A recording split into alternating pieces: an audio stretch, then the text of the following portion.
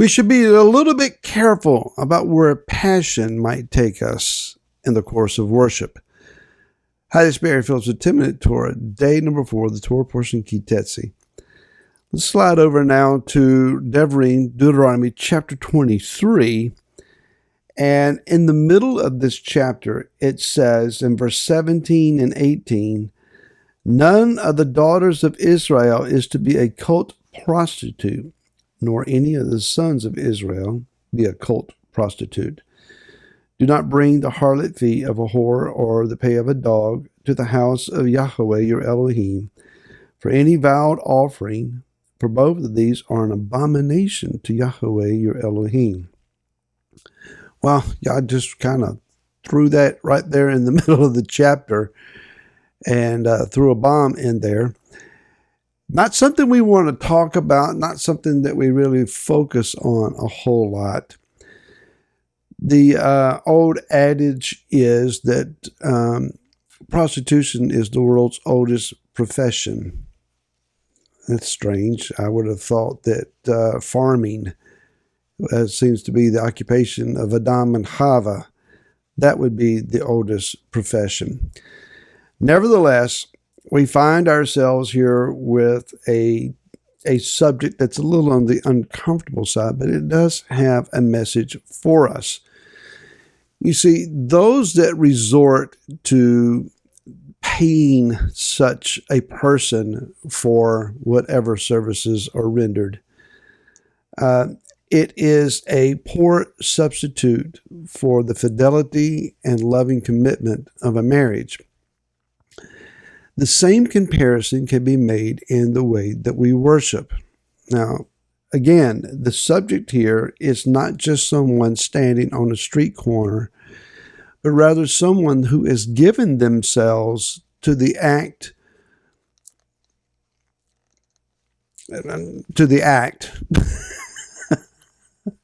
stumbling on my words here, in the course of a shrine worship system.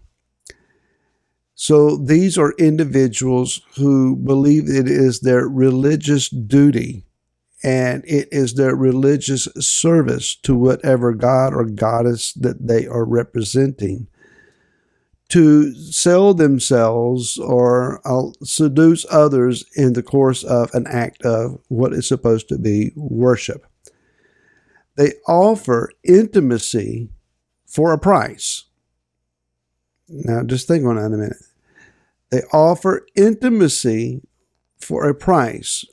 And so while the intimacy is being enacted, there is the feigned idea that somebody cares for me, somebody wants to be with me, somebody desires me, somebody is giving me pleasure. But once the price is paid, all relationship, all feigned emotion, it's over. And there's nothing left. The harlot that is found in the book of Revelation in chapter 17 and 18 seems to be of that of a religious, spiritual kind of nature. This being, which we later find out is actually a city, Babel. It is more than just a resurrected Babylon or Babel in the scriptures, but rather it is a spiritual entity.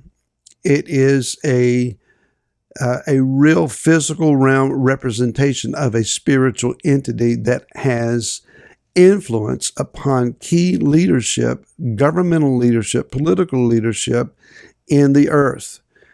And that which is coordinated between this harlot system and world rulers is not long lasting, for the world rulers will turn on this Babel identity thing. And it says in 17:14 in the book of Revelation, "They shall fight with the Lamb, and the Lamb shall overcome them, for he is master of masters and sovereign of sovereigns." So the nations, once they have turned on Babel, they are also going to turn on the Lamb. But Yah is going to defeat them. Later on in chapter 18, there are those that were being made wealthy through this Babylon system, this harlot-style entity. She appears with royal colors and jewels and riding the beast. So the beast system gives this religious entity power for a short duration. Our spiritual adversary, the accuser of the brethren, Hasatan, will use religion to his own advantage in order to destroy the body of Mashiach.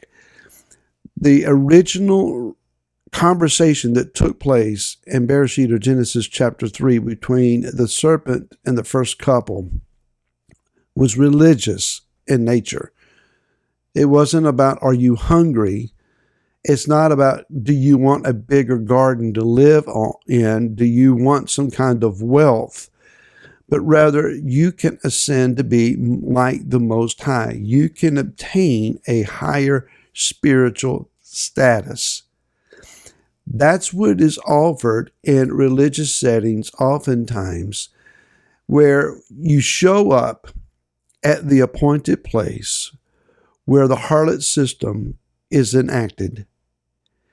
And for a brief period of time, the religious pageantry, sounds, words, communications, fellowships are all enacted. Everything that you would desire religiously, spiritually speaking, is presented to you.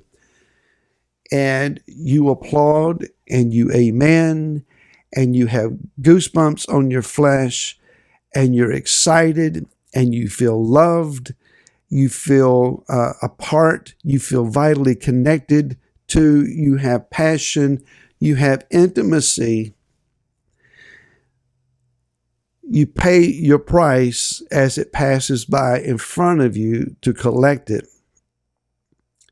and you go home. If it's not genuine, if it's not the body of Mashiach, then what we have had is a feel-good, intimate, passionate encounter that was brief, perhaps to some level satisfying. You felt appreciated and wanted. You paid your price, and you go home and you say, I'll be back again next week, the same time, for another encounter. It is deceptive. It is delusional. It is fake intimacy. It's not what Yah is offering to us. For Yah wants to walk with us not only on an appointed time a day, but every day and every moment. Yah wants to walk with us.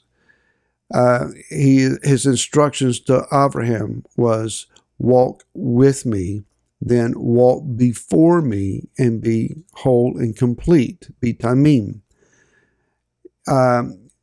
Yah would walk with him, but then Yah would walk about him and instruct him as to how to continue to go. Israel was led in the wilderness by a pillar of a cloud by day and by a fire by night. When they crossed over into the land to obtain their possession, that was no longer the case. But Yah was still with them and spoke to them and gave them righteous leadership to direct them. In the kingdom, it is said that no man will need to be taught, for every man will hear and every man will understand. That's the goal, is that we not have a brief momentary encounter, but a lifestyle of dwelling with the King and having genuine passion with him who is indeed the bridegroom. There is a stark difference, and we'll see you again tomorrow. Until then, shalom.